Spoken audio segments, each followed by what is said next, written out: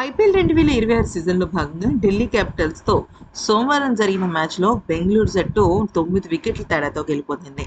ముఖ్యంగా ఆ జట్టు బౌలర్స్ అయిన భువనేశ్వర్ కుమార్, జోష్ హజల్వుడ్ ఇద్దరు రాణించారు. దీనికి తోడు అసలు మొత్తం జట్టంతా కూడా ఎరగదీసేసింది.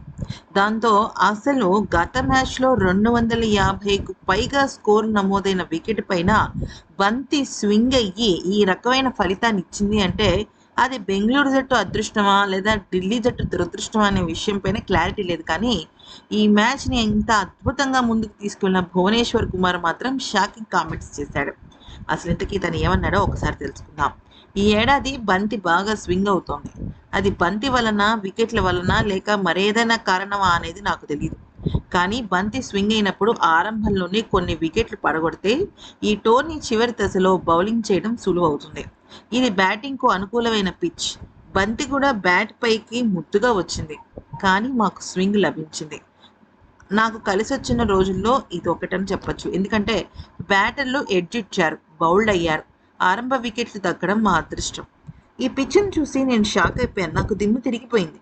గత మ్యాచ్లో ఈ పిచ్ పైన 2 ఇన్నింగ్స్లోనూ దాదాపుగా 250 పైగా పరుగులు వచ్చాయి.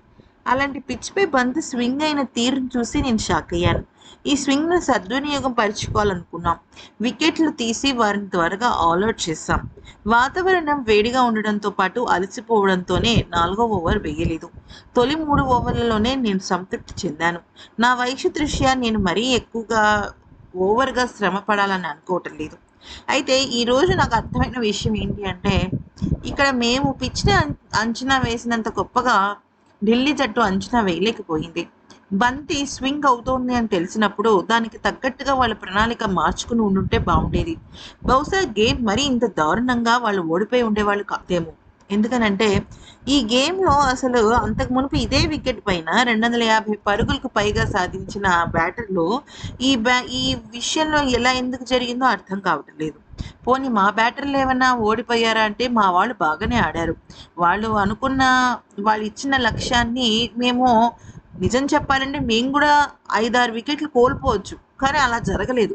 మేము మా టెంపోలోనే ఆడాం. కానీ వాళ్ళు అలా ఆడలేకపోయారు అంటే మా స్వింగ్ కన్నా కూడా వాళ్ళ చేతకానితనం ఎక్కువ ఉందని వాళ్ళు గ్రహించాలి. ఇంతకు మించి నేను ఏం చెప్పాలనుకోవటం లేదు అంటూ చెప్పుకొచ్చాడు.